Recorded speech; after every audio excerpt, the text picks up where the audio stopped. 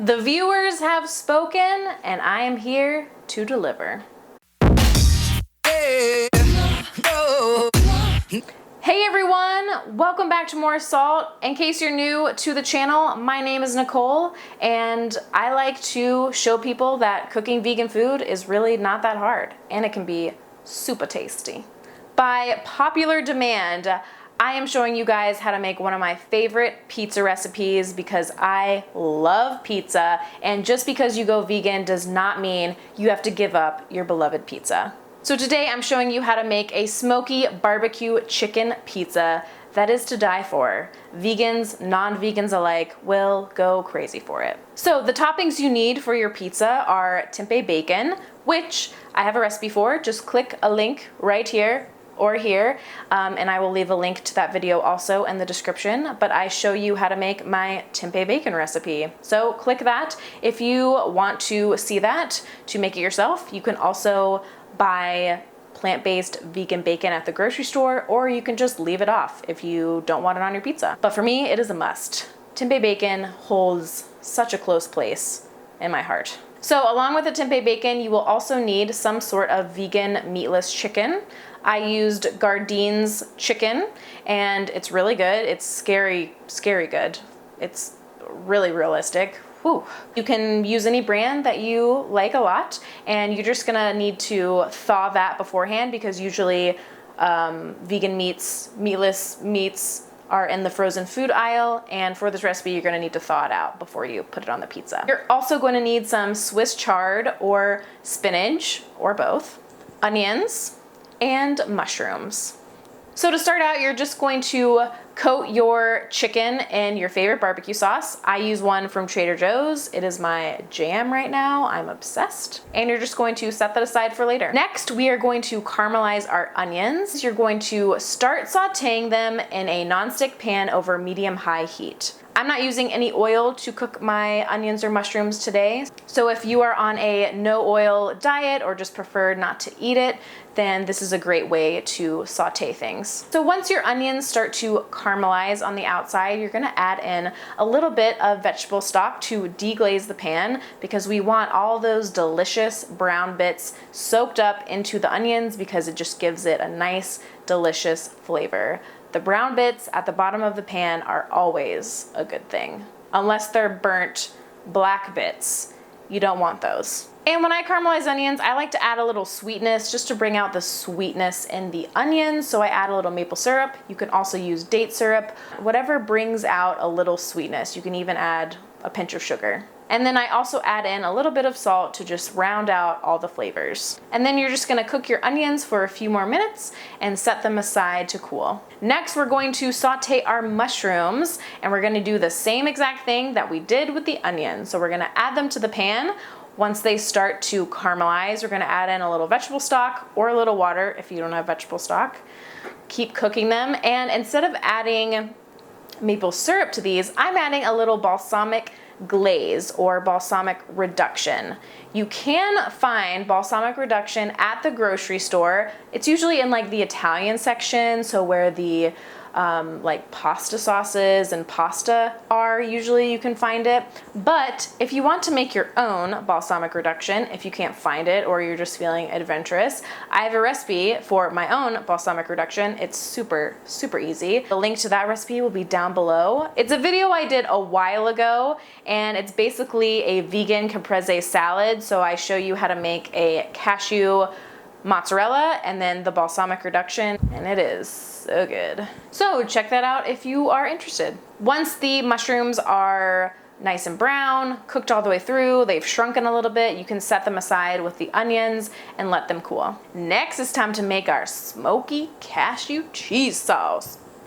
So to a high-speed blender, you're going to add 3/4 cups of soaked cashews, 3/4 cups of almond milk, or any other plant milk that you like, 6 to 7 roasted garlic cloves, and if you don't know how to roast garlic, I will leave instructions on how to do that in the description below, 1/4 cup of nutritional yeast, 2 tablespoons of lemon juice, 1 tablespoon of smoked paprika, and smoked is very important. You want to get the smoked paprika. Normal paprika is like nothing compared to smoked paprika. It has so much more flavor than normal paprika.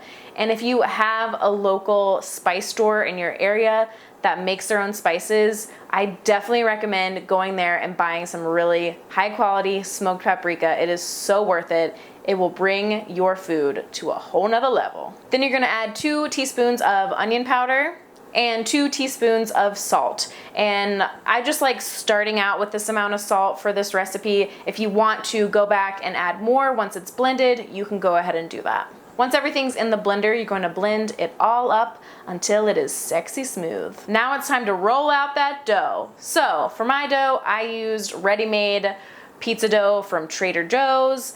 I just like doing this because it's quick, it's easy, you don't have to think about it.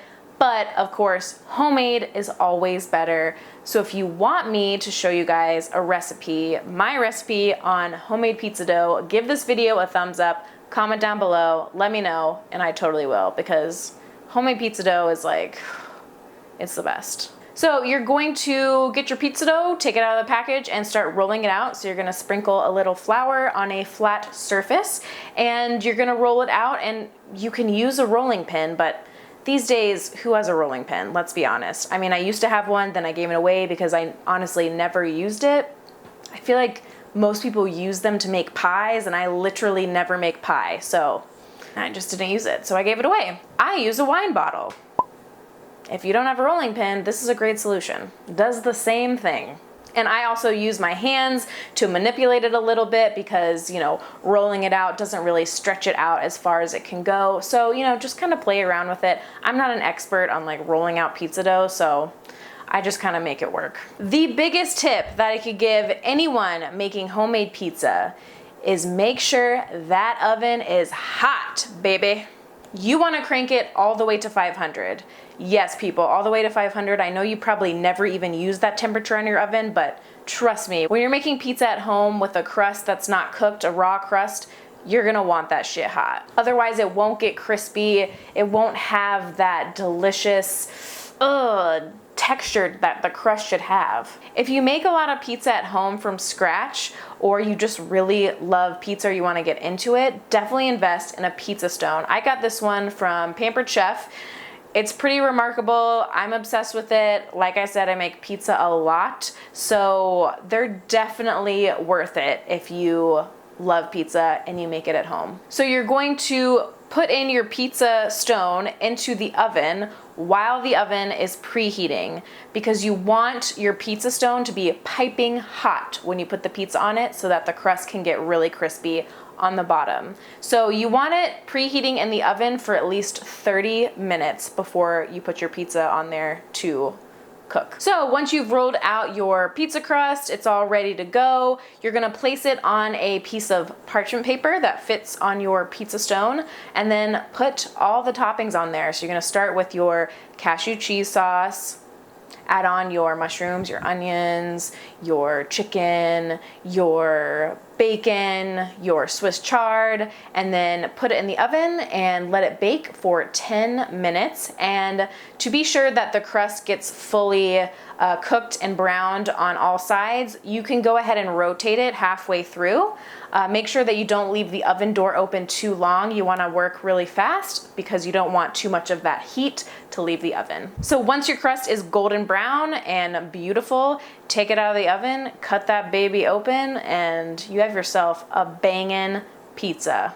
I like to top my pizza with a little bit more barbecue sauce and also a little bit more of that phenomenal smoky cashew cheese sauce. Thank you so much for watching this week. I hope you enjoyed the recipe and I hope you make it at home. If you do, please share it with me on social media, on Instagram, on Snapchat. Follow me on all the things. I love to see what you guys come up with, what you create in the kitchen. It just brings me so much joy. And welcome and thank you to all my new subscribers. I'm so happy to have you here, and I hope you enjoy the content that I put out. If you have any suggestions or any more requests of recipes that I should do or any topics I should cover, I also do sit-down talking videos that I really enjoy doing and I want to do more of. So if you have a topic that you want me to talk about, let me know in the comments below. Don't forget to take care of yourself this week, everyone. Eat good food, and I will see you in the next one. Peace! Dip me underway. You can feel my mind flow, flow, flow. Hold me till I scream for air to breathe, and wash me over until